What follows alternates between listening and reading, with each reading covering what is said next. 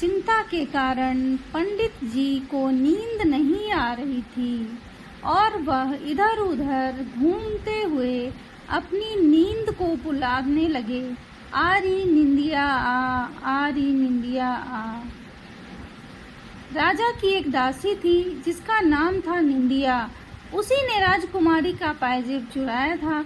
उसने जब पंडित जी को ऐसा बोलते हुए सुना कि आरी निंदिया आ, तो उसे लगा कि पंडित जी को पता चल चुका है कि मैंने ही पायजेब चुराया है और वह मुझे बुला रहे हैं।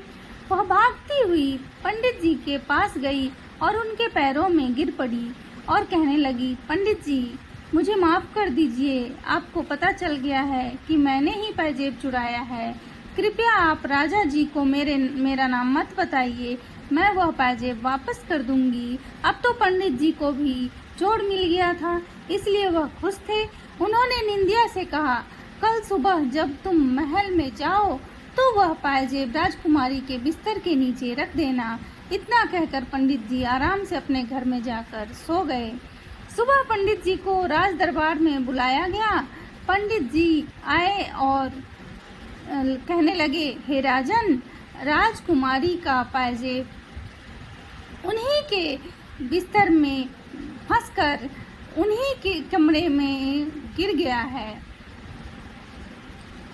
अब राजकुमारी की नौकरानी निंदिया को बुलाया गया और राजा ने उससे कहा कि राजकुमारी के कमरे में जाकर पाजेब ढूंढो।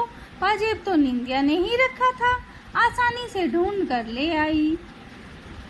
राजा ने पंडित की खूब प्रशंसा की और खूब सारा धन देकर उन्हें विदा किया। अब तो पंडित जी की जिंदगी मजे से चल रही थी कि तभी एक और समस्या सामने आ गई।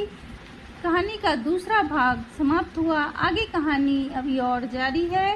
कहानी को आगे जानने के लिए